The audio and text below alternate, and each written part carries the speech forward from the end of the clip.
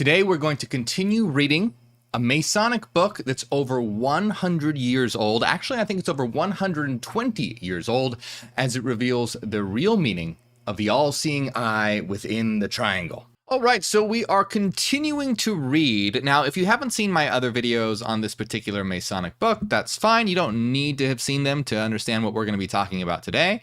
But it would help if you'd be interested in seeing those. There's a whole playlist on it that'll be linked at the end of this video, and you can just find it in my channel by looking under playlists. But we're taking a look at this book. This is the chapter called The Secret Doctrine, and we're going to be exploring the eye, all-seeing eye, within the triangle here. Now, it starts here, and once again, I apologize if I trip over my words from time to time. The text is very tiny. Whoa. The pages are turning. So we begin with the fact of consciousness. And you know me, that's one of my words. It's a pet peeve because everyone uses it differently and incorrectly. So just to reiterate, if you're new, there is a difference between mind, thought, consciousness, and sentience.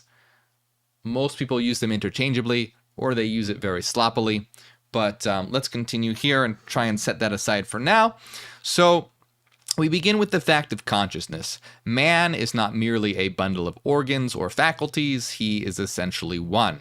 Now, and again, he's using very gendered language. Masonry has a very patriarchal sort of bent to it that I am certainly not a fan of. So when they say he and him and man, just try and replace it with humanity. But yeah, it is quite often using that gendered masculine pronouns for, yeah, not a fan of that, but let's continue. You get what I'm saying. So man, or humanity, is not merely a bundle of organs or faculties, he is essentially one. What else can be the meaning of the phrase, made in the image of God? Man is the image, God is reality. Divinity posits a center of consciousness, and this evolves into man. So essentially what they're saying is that humanity is a result of divinity, or a product of divinity. So when you say that man is made in the image of God, what this means is, according to Freemasonry, that man is an image of God, or the reality, or a manifestation of God is the ultimate reality. Divinity posits a center of consciousness, and this evolves into man. Just as in cosmogenesis, latent consciousness as abstract, absolute motion became with abstract space the cosmic duality. We speak of this center of consciousness in man as a spark of divinity. I'm going to be breaking all this down. I'm not doing it right away because I usually get ahead of myself and start going off and ranting before we even get started. So I'm just sort of reading this for a bit, but I will be breaking this down, talking about it, what it means, and then also especially giving the Hyperian perspective. So we speak of this center of consciousness in man as a spark of divinity. What divinity is to cosmos, this spark is to man. Concealed, never manifesting itself, but giving rise to all manifestations in man, it is the apex of the triangle, while life and thought are the other two angles. So this is important because now we're getting into they're talking about the triangle. In a moment, they'll be talking about the eye. So they're talking about, as far as Masonry goes in this particular book, that the apex of the triangle is this concealed divinity, and life and thought are the other two sides, the other two angles. Now, here's what's in, let's kind of start breaking this down, because we speak of the center of consciousness in man as a spark of divinity. What divinity is to cosmos, this spark is to man, concealed, never manifesting itself, but giving rise to all manifestations in man. It is the apex of the triangle, while life and thought are the other two angles. So let me now explain it in terms of, and what is kind of the theme going through this series that we're talking about Freemasonry is I'm kind of showing you what Freemasonry says in terms of symbols and mysticism, because Freemasonry is a system of symbols and mysticism. Now, it's not what Hyperianism is. Hyperianism is a system of logic and reason. It is a knowledge system, so we operate in a much different way. So now that we understand sort of the symbolic discussion, let me kind of break it down in terms of Hyperianism before we get to the all-seeing eye, because we need to discuss this this first element. So we speak of the center of consciousness in man as a spark of divinity. What divinity is to cosmos, this spark is to man, concealed, never manifesting itself, but giving rise to all manifestations in man. It is the apex of the triangle, while life and thought are the other two angles. So you have this Trinitarian divinity, life, and thought. And what this is saying is that, well, in a triangle, these are all different aspects of one thing. The triangle is one thing, and the different aspects of the triangle are life, thought, and divinity. And when it has the apex, right, you have the two sides going towards that point, it's sort of saying that divinity is the synthesis of life and thought. So let's kind of now, this is what Freemasonry says. Let me sort of break it down and discuss how we see things in terms of Hyperianism. So life and thought are what one could say are aspects of divinity, but it depends how one defines divinity. And that's what really is difficult when you get to these occult systems and mystical systems, is that they can go really awry because everyone can interpret it. That's what's the trouble with symbolism, is that everyone can interpret a symbol differently. Everyone can have it. So if I say divinity, it can mean so many different things to so many different people.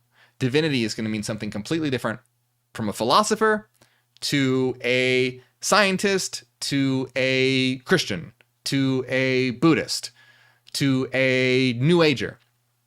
You say divinity, each one of these individuals is going to have a completely different conception of what one means by divinity. So it's this is why we stay away from these words in Hyperianism. We'll use them from time to time if we are specifically talking in symbolic terms. But you see where the trouble comes is you get really, you can be led astray depending on how you interpret these things. So in Hyperianism, we have mind. And mind are, in Hyperianism, this is a reality of mathematics. This is a mathematical reality of sinusoidal waveforms. And sinusoidal waveforms are mind, life, and thought. That's what sinusoids are. Now, there's a difference between, so when you have a sinusoidal wave, this is a thought form in terms of Hyperianism. It is a mathematical entity. It is a sinusoid. It is a mathematical, result of Euler's formula. And it has two aspects to it, in that it's a dual aspect monism. It is one thing that has a formal side, the mathematical sinusoidal part, and then the content that one experiences when experiencing that. So, for example, you can have a sinusoid that has a specific frequency, but you experience that as, let's say, red, or whatever qualitative experience that one is going to have when they interact or rather experience that sinusoid. So, we speak of the center of consciousness in man as a spark of divinity. What divinity is to cosmos, this spark is to man. So what divinity is to cosmos, so we can look at cosmos as being the physical reality. In Hyperianism, the physical reality is the holos. And divinity is sort of what they're saying is the concealed essence of reality. And so in Hyperianism, that's the frequency domain, or the source. And this is the domain of pure mind, the domain of pure frequency. The domain of pure mind, the domain of pure frequency, the source is, the collection of all monadic minds in existence and their interacting frequency patterns, and give rise to the physical universe via Fourier mathematics. So you can represent frequency information as space-time information. So the physical universe, the holos, is literally a mathematical projection of a mental reality. So what's going on here is that you have this, what it's sort of like, the easy way to understand it is kind of like a video game versus the code. So when they're saying what divinity is to cosmos, we could kind of say it's like what the code is to the video game. Because when you're in the video game, all of it is, pretend you're inside the video game, wearing a VR headset or whatever. You're inside the game, and you're in that world, and you're experiencing it. And it's all because of the code. The code is what gives rise to that game. The game is the manifestation of the code. But you don't find the code anywhere in the game. You can't pick up a game brick and break it open and have the code start spilling out. That's not how it works. The code isn't literally inside the game. The code is outside of the game, but the game depends on the code from its existence. The game is just a manifestation of the code. So same thing in Hyperianism, the source and the holos, the source being the frequency domain and the holos being the space-time domain, the physical world, so-called physical world all around you, that is the projection of the space-time of the frequency domain of the source. So the source of the frequency domain is like the code. And this is sort of what they're getting at when they're talking about what divinity is to cosmos. So when you say what divinity is to cosmos, it's kind of like what the code is to the game. It's this concealed element to it that everything else is manifested from it, but you don't experience it directly when you're inside that particular domain. But again, kind of the running theme here is, do you see the difference between being very clear, very precise, and then using symbolism? Because you say what divinity is to cosmos, someone can take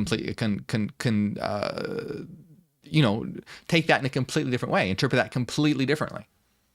Think of it in terms of, like a god in the sky with a beard that created the cosmos, or something of that nature, or some like spiritual, mystical essence that, what do they call it? We read about Fohat, Fohat, the mystical link between mind and matter, they call it, and all that sort of thing.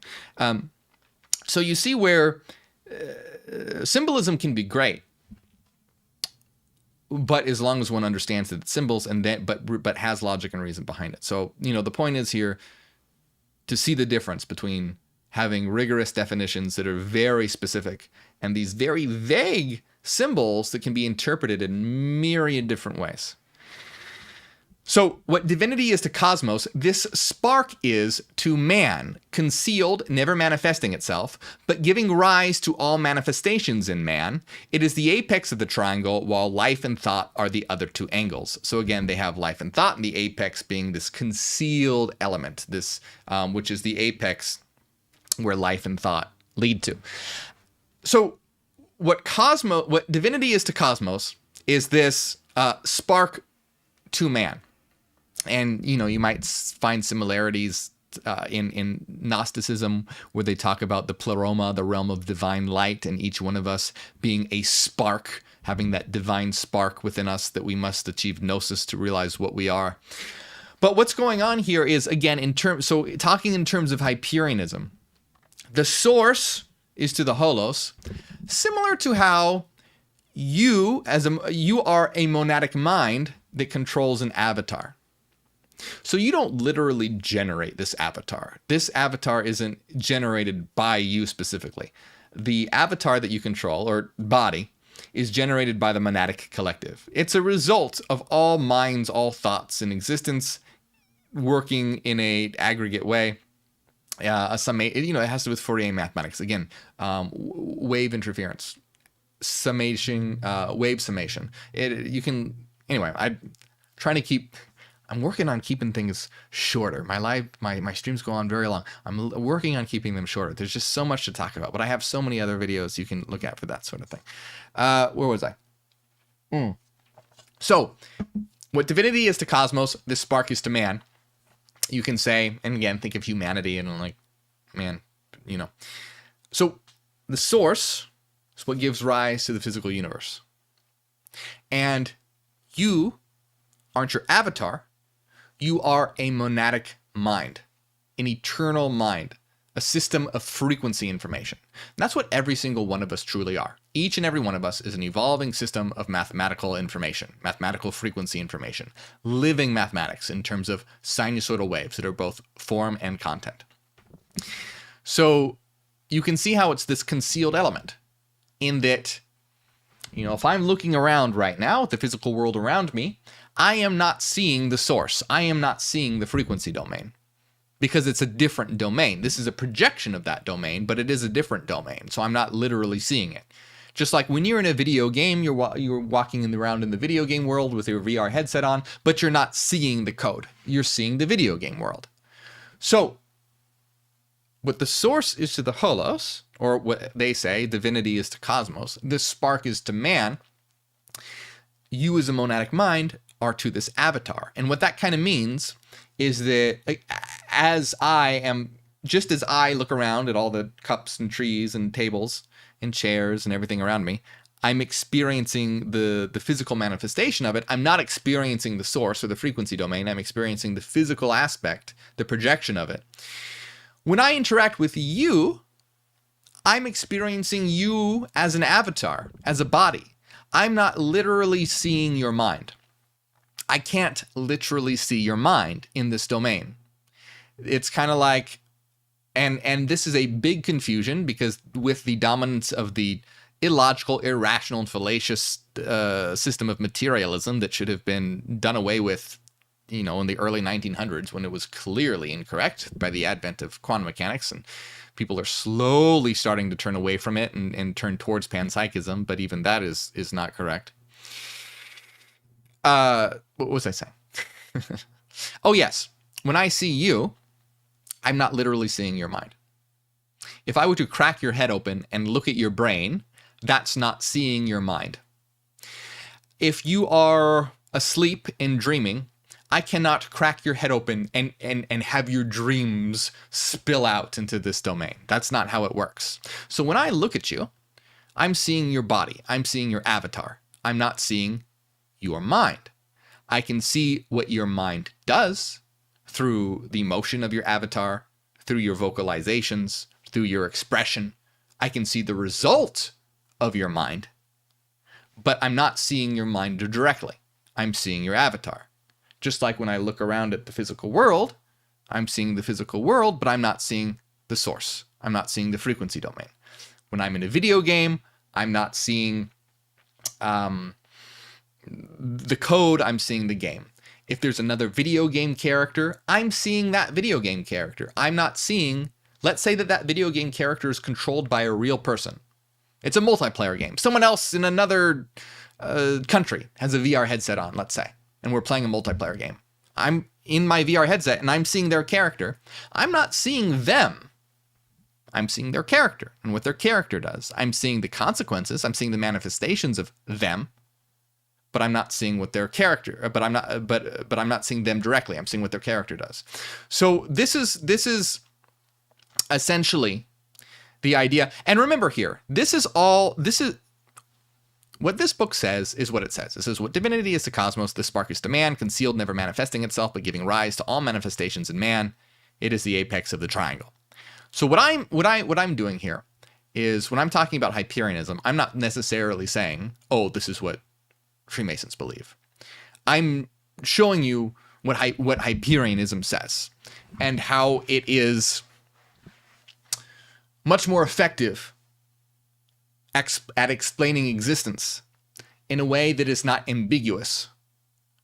So you see, in Hyperianism, it's very specific. We don't deal in symbols and mysticism, at least not foundationally. We may do so for fun or because it's a helpful tool, but it's not foundational to our system. Logic and reason is, as this is a system of knowledge system. So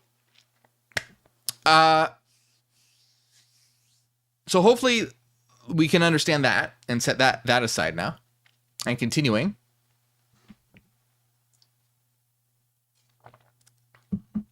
and just to reiterate it as well, we're talking about life and thought as being two sides of the triangle, and then the apex being divinity.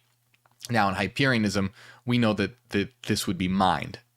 This eternal mind, though, not mind as in how perhaps scientists conflates mind with the brain, but eternal, living mind is living mathematics. So, starting then with this metaphysical concept, we have the divine ego, the higher self, a metaphysical abstraction. It is true, like the zero in mathematics, or like motion in space, yet the cause lying back of all phenomena, the potency of all actuality. And you can see where,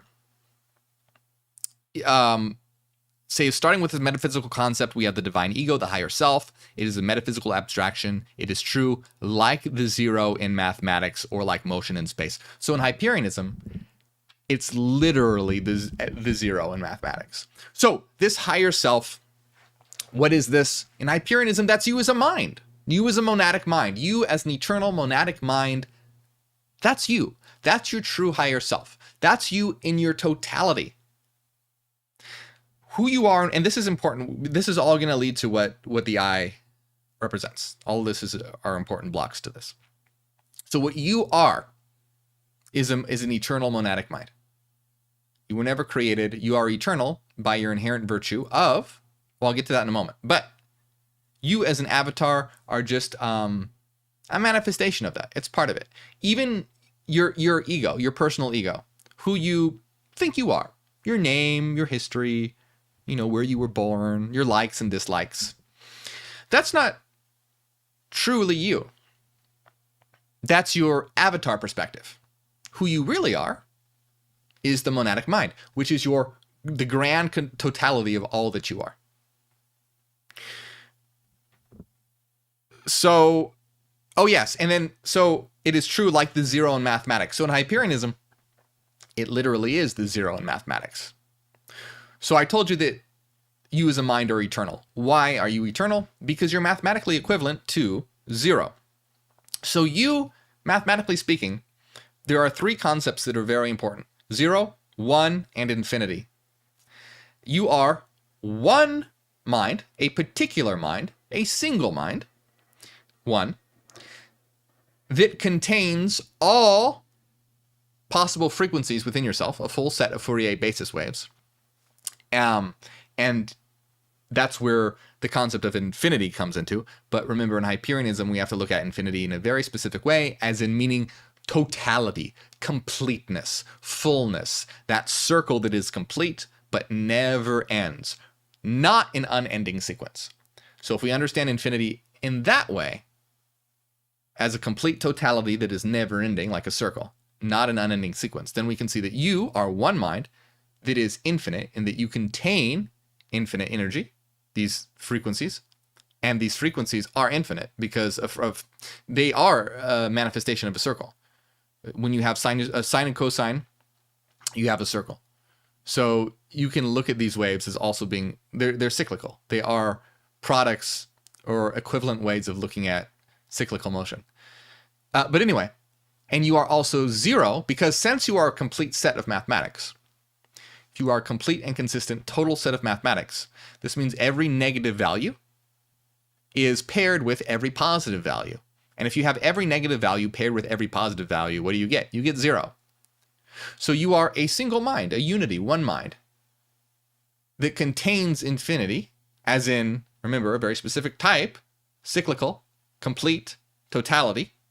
And this totality, which contains all negative and positive within it, sums to zero. So you are one, infinite, zero. And the reason why this is important is because you, as a singularity, as a zero, you are this concept of metaphysical nothingness. And by this virtue, you are eternal, because zero is something that logically must exist, because it's equivalent to the concept of nothingness, and nothing can't not exist. It has to exist. It must exist. And I always say, as a thought experiment, imagine that you have to create nothing. You can't create nothing. Imagine that you have to destroy nothing. You can't destroy nothing. Nothing just is. It cannot be created. It cannot be destroyed. It is. That's not, that's an analogy. It's not perfect, but you can get a grasp for understanding why, since you as an eternal mind are equivalent, are a perfect mathematical structure that balances to zero, your existence is mandatory. So, who you are, what you are, is this eternal monadic mind that is evolving, transforming, changing, and you use this avatar to explore this world. A video game is a great analogy. It's like you're playing an RPG. You're leveling up. But in this game, instead of going out and fighting dragons and whatnot, the goal in this game is to discover what you are, to realize what you are, where you are, what you are, and why you're here. And this is the goal of Hyperianism, is to give you the tools to be able to do that. So Hyperianism is not a dogmatic system. We're not telling you what to believe. We give you tools to discover these things for yourself. So all that stuff that I told you, I don't want you to believe that dogmatically. I don't want you to believe it because I said it is true. What I want you to do is learn how to think freely and then discover those truths for yourself. See, the difference is that you can see when I posit something, I give reasons for it. Then this is really important. Why Hyperianism is a knowledge system. You have other systems that are just dogmatic. Like here, what divinity is to cosmos, this spark is to man, created, never manifesting itself. Starting then with this, we have the divine ego, the high. So it's just a bunch of positing. It's just a bunch of telling. But you see, if I say something like, you are eternal, I don't just go, you're eternal. believe me. What I do is I say, you are eternal by virtue of the fact that, and then I give reasons for, the mathematical properties that make up existence, how it balances to zero, how this logically must exist.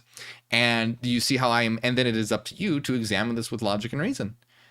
And so I think that what I'm trying to get across here is that it's not about just telling people a list of things to believe. We're very much against that.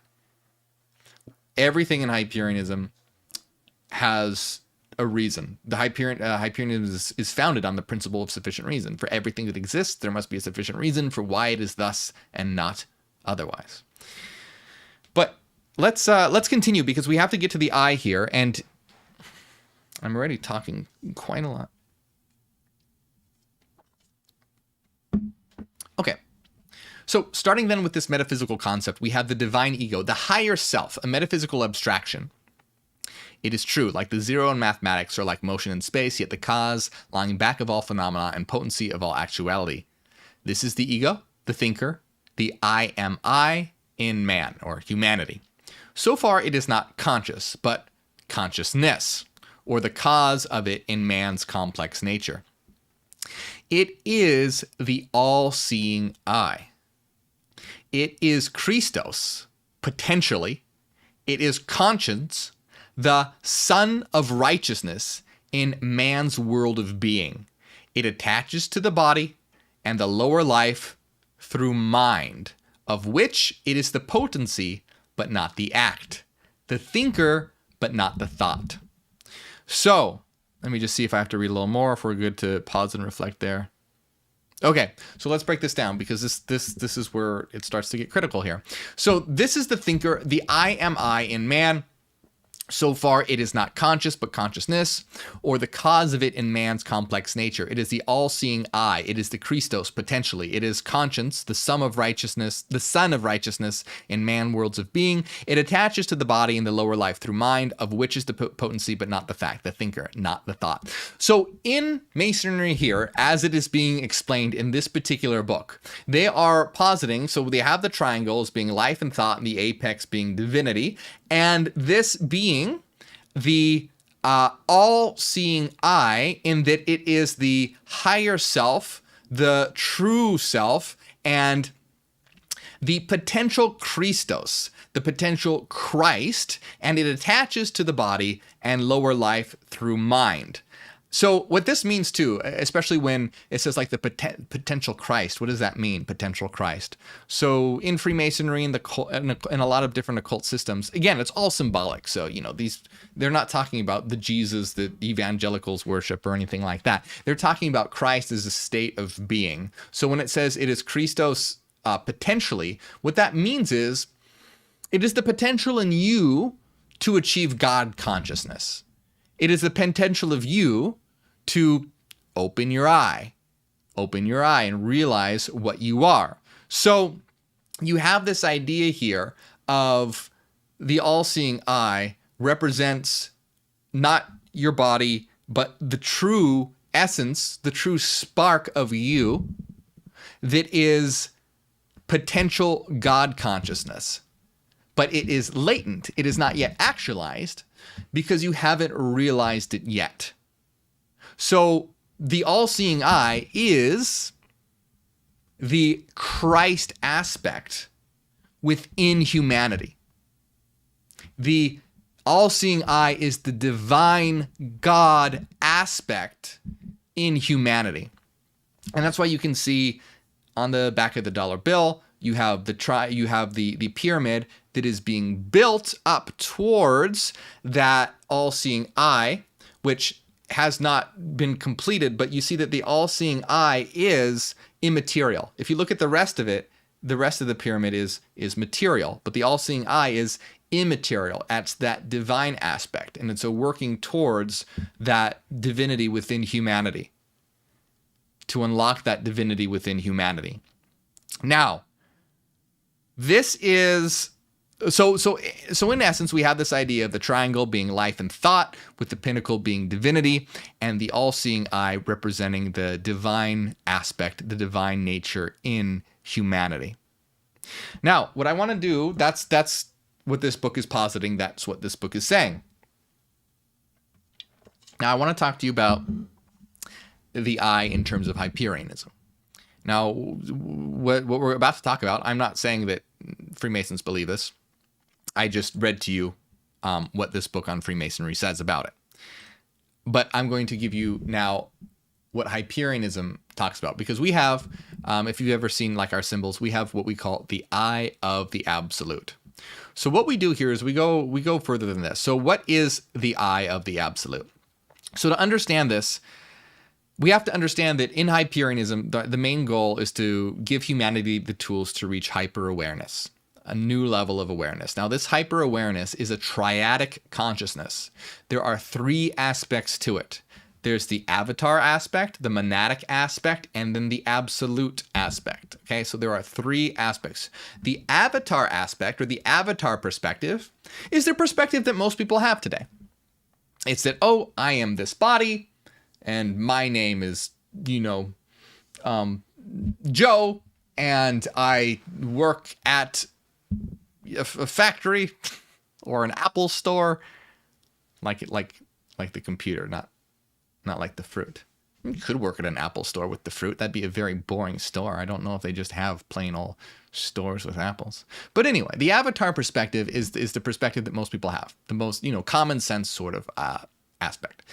Now, the monadic perspective, or monadic consciousness, is you understanding what you truly are as an eternal monadic mind, as an eternal entity that has always existed, and in this particular universal cycle has had countless lives and countless experiences. It is all of you. It's all your entire unconscious, and not just the unconscious dealing with your particular life and the particular unconscious with this lifetime, but across all your lifetimes, across all your experiences. If you want to talk in terms of soul, you could call it the soul perspective. I don't like using words like soul and divinity and God and all that, because it has so much religious baggage and connotation, and we want to get away from all that. But the monadic perspective is what's important to remember, is it develops that consciousness where you are aware, not just yourself as an avatar, but you are aware of yourself as an eternal being, and the avatar is just how you as that eternal being are getting around. Now, if you think about it in terms of, if you want to use the video game analogy, the avatar mode would be like, hey, someone bought a sticker. Nice. Avatar mode perspective would be like, let's say someone put on the headset, but they forgot that they did so, and they thought that they were that character in that game. They thought that they were the knight who is, on a quest to slay a dragon or whatever. They literally thought the game was real, and they thought that they were that character. That's like avatar mode. That's the people in this world who think they are just their bodies and just have this lifetime and are just this particular person. Now, if that person realized, wait, this is just a character that I'm controlling, I am actually something else, and I can be, I'm actually outside of the game. I'm not in the game, I'm outside of the game. I'm just controlling a character in the game, and I could be many different characters. Maybe I've played this game many times before, and I've been many, sometimes I was a sorceress, and other times I was a knight, and other times I was a necromancer, a peasant, or a king, whatever. Had all these different characters. So that is the monadic perspective, where you realize that you as an avatar is just something that you're controlling. You as a monadic mind are outside of this domain, in the domain of mind. You're just experiencing locality through the sensory information that your avatar is feeding you. But you're outside of the game, just like you're not in the VR game. You're outside of the VR game. You're outside of this world as a monadic mind. You just control this avatar within this world. What you truly are the monadic mind, and you've controlled many different avatars. And that's what you are. So that is the monadic perspective. Now, the absolute perspective is another level beyond that. And the absolute perspective is understanding that we all together as individual monadic minds form one mind, and this is what we call the absolute. This is the one network mind that is formed by all of us, and it is what we are. So it is understanding that we're all one. that we all form a unity. Even though we're separate individual minds, we still form a unity. Just like you can have a single network comprised of many individual nodes. So the absolute perspective is the perspective of us as being all reality. And that is when you can look and see yourself as the absolute, reflected in everyone and in everything. Everyone and everything is an aspect of you from the absolute perspective. So I am an aspect of you, you are an aspect of me, and everyone takes part in this great hall of mirrors, all reflecting into one another as the aspect, as different varied aspects of the absolute. And this even goes further. So to think about it like this, let's kind of go back before space and time into like a perfect domain of mind. And in that mode, there was perfect unity and perfect identity. And there was at that point in perfect unity, there was one mind, but it had potential for multiplicity. And what I mean by that is that it can differentiate itself and particularize itself into myriad different minds via difference. So you go from identity to difference. And the reason why you're able to do this, or this is able to occur, the reason that this can occur, is that each mind is able to vary its internal frequency patterns. So when every single mind perfectly reflects each other, when every single mind's internal frequency patterns are absolutely identical, you collapse into one mind, because by Leibniz's law, if multiple things are absolutely identical in every single way, they can be considered to be the same thing. So when we are in perfect harmony and perfect symmetry, in fact that we are all totally equal and identical, we collapse into a unity, and we are one mind. We are all that there is. All of us, every single one of us, are one and all that there is. But then, through introducing difference by varying the internal frequency patterns, we can then form a multiplicity. The universal particularizes itself through the introduction of difference. So none of us ever are destroyed or stop existing. We all exist eternally. We can just exist in different modes. We can exist in the mode of identity and in the mode of difference. And in the mode of identity, we are one mind. And in the mode of difference, we are a multiplicity of minds that form that network mind. And so there are many different aspects to this and many different ways of thinking about it.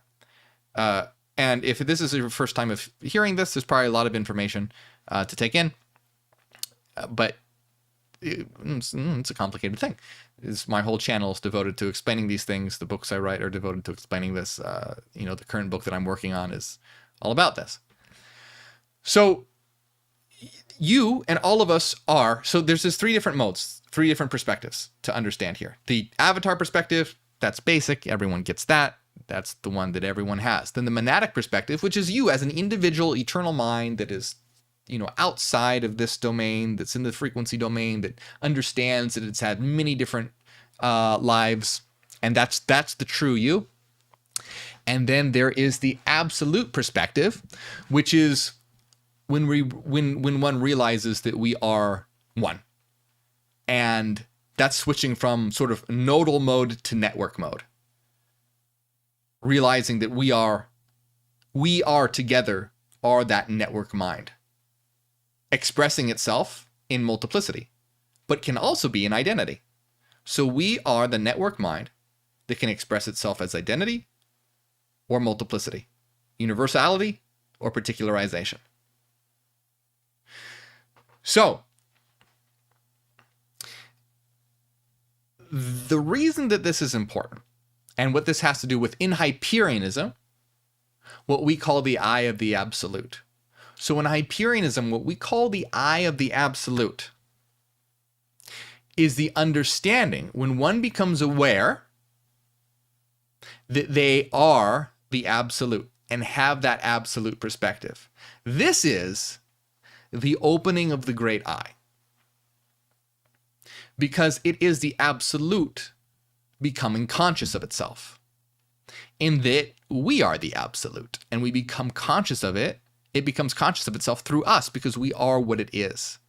It is that unity network mind coming to realize that it is all reality when you realize it, when I realize it.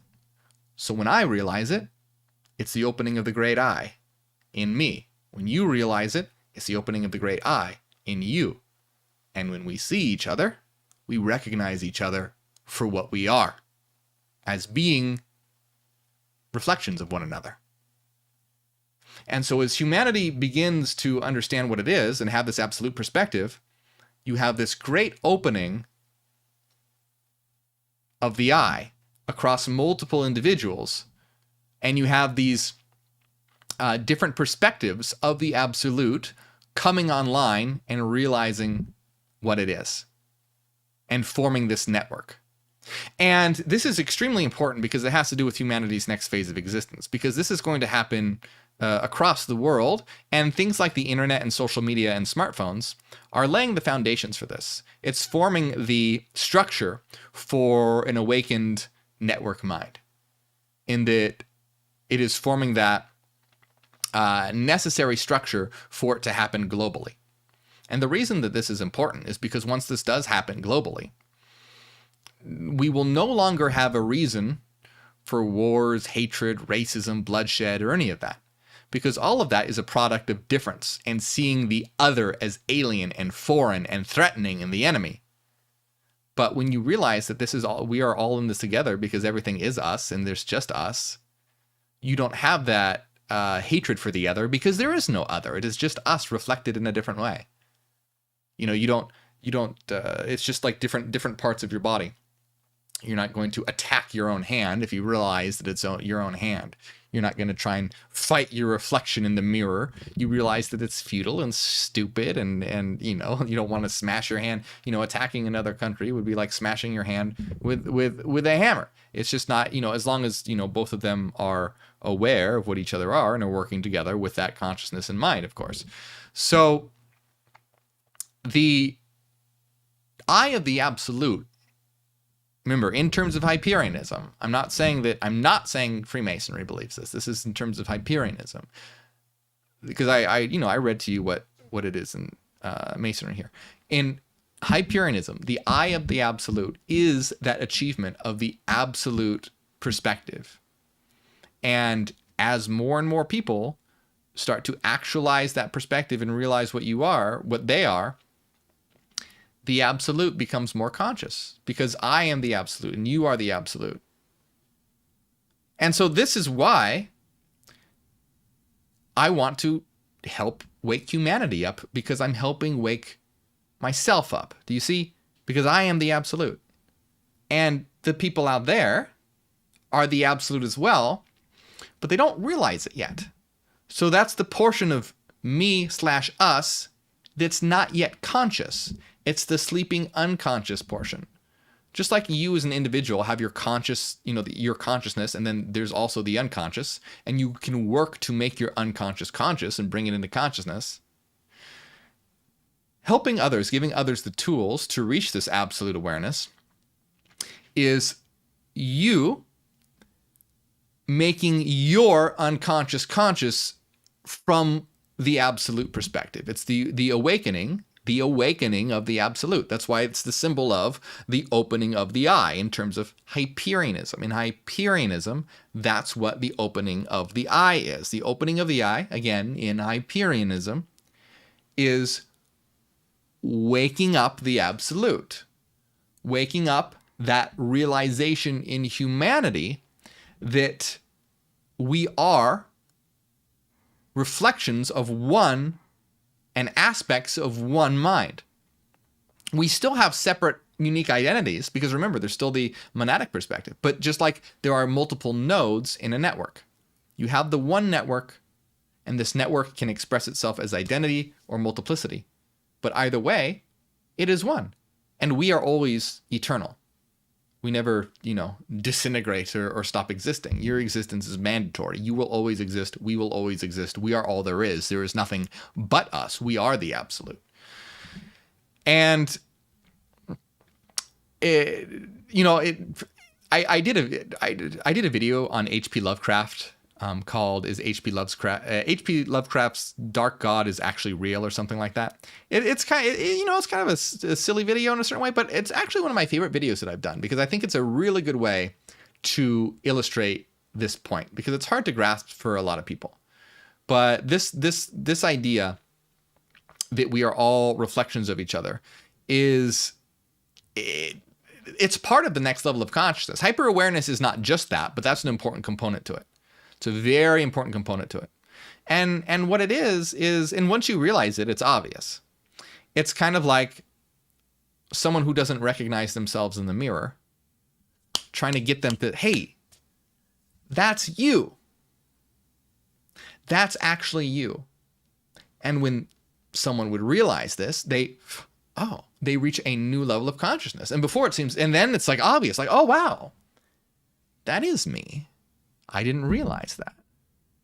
And then you see everyone else sort of walking around that don't recognize their reflections. And you're like, oh my God, how can they not realize this? How do they think that's another person? And you try and tell them, no, that's you. And they're like, what? You're crazy. This is sort of similar to what we're doing in Hyperianism in trying to get people to reach hyper-awareness. That particular aspect of absolute awareness is getting humanity to recognize themselves in everyone and everything. And people are like, that's crazy. No, it's obvious. It's obvious. But you have to be able to, and that's why it's about reaching that next level of consciousness. And it's not about just dogmatically telling you something. It's about giving you the tools so that you can come to that resolution or realization. So let's see here, because I've been talking for a while now. Let's continue on a little more and see what else we have here. So mind is the immediate vehicle of consciousness, as matter is the vehicle of force. That's from the three postulates of the secret doctrine. And the secret doctrine, if you're not familiar with this, is the secret doctrine that Freemasonry talks about. Remember, this is, I think, the fourth video in this series on Freemasonry. So if you want to know more about that, watch the whole playlist. I'll link it at the end of this video. It's something you can tap, or just look in my playlist section on my YouTube channel. The three postulates of the secret doctrine, we have first divinity and nature at one. Second, we have spirit and substance as the dual principle from which all force and matter proceed. Third, religion and science are consistent, each with itself and in perfect harmony with each other. Fourth, we have philosophy of the origin of nature and destiny of man, agreeing with and fortified by all previous concepts. And, I don't necessarily agree with these things, but I discussed that in the last video, so I won't talk about them again. The first postulate teaches the origin and essential nature of all things. The second postulate teaches the law of cycles and the process of world building. The third postulate teaches, in harmony with the first and second, the fundamental identity of all souls with the universal oversoul, brotherhood, and the laws of karma and reincarnation, which are factors in human evolution. All right, so this is a good thing to talk about here. So the third postulate teaches, in harmony with the first and second, the fundamental identity of all souls with the universal oversoul, brotherhood, and the laws of karma and reincarnation, which are the factors of human evolution. So there are some good things about this and then some bad things. The good thing about this is if you kind of try and interpret it in terms of what we were just talking about, you can kind of see where, you could interpret this as symbolism for that. But here's the thing, is that because this is not based in reason, because this is, a mystical system that deals in symbolism, look at how easy. Now, because I just explained to you the Hyperion perspective. So now reading this, you can probably see kind of where you could interpret this in the Hyperion way. But think about it, if I didn't explain all this to you, right? Or if someone could interpret this in a completely different way. See, the fundamental identity of all souls with the universal oversoul. So, like in Hyperianism, that would be the network mind. But the network mind isn't anything separate from us. It is what we are. Just like a network is its nodes. If you took the nodes away, you wouldn't have a network. The nodes make up the network. It is us. It's nothing outside of us. But if you start talking in terms of like, You see where it's important to make that distinction, because people will more often than not think of it as like this external thing, like, oh, the oversoul. Oh my God, well, I should pray to and worship the oversoul so that I can unite and be, have union with the great oversoul. A lot of people think in that ways, and it's really easy. One could really easily start thinking in those terms. More often than not, people think of it that way. It's very, very rare to think of it for people to understand what we discuss in Hyperianism. Most people are like, oh, the oversoul. I must be reabsorbed into the perfect unity of by completing my karmic destiny and whatever. You know what I'm saying? So this is why it's really important to be very precise and not just rely on symbolism. But and then so the brotherhood. I really don't like, again, Masonry is very, very patriarchal, has a very patriarchal bent to it, which I'm not a fan of. So yeah, brotherhood. Of course, what they mean by that is, like, oh, we're all brothers, but they mean like the brotherhood of humanity. But it's not. Again, you're gonna start getting really sexist and gendered ideas about reality. People will think that, oh, well, is the masculine principle superior, and is masculine and femininity a fundamental forces in nature, and all that stuff is not true. All that stuff is not true. And again, that's why you have to be careful and not use all the symbols, and especially not very dangerous gendered wording like this. Very, very dangerous when you're talking about the essence of existence. You don't want to refer to the essence of existence as like a brotherhood or something. No good. So, and then the laws of karma and reincarnation. So in Hyperianism, we prefer relocalization because karma has no place in Hyperianism whatsoever. Karma is not in Hyperianism at all. Karma is ill-defined and has extremely dangerous consequences when, the way people interpret it. So reality doesn't have this inherent moralistic, at least when it comes to relocalization or reincarnation. So basically you have this unity, this identity that particularizes itself and then localizes itself in particular avatars. So you have a unity that's in identity, a universal that particularizes itself into multiplicity via introducing difference through the variation of frequency patterns within each individual mind. Because now you have difference, they're not identical anymore. So you have difference, you have a multiplicity, you have a myriad. So now you have particularity, you have things aren't identical anymore. You have difference. Many minds. But now you can experience localization, which means being in a particular place. So localization is just that. It's when you have an avatar, I am here, not over there. So you have a location. You have a specific location. You have a particular place, and you and difference. This depends on difference. You can't have that without. If there was no difference, you can't be here and not there, because not being there implies a difference of some kind. So ultimately, physical reality is generated by difference. This is a world of differences. That's it. The reason why you can have any of these experiences that you do is because of difference.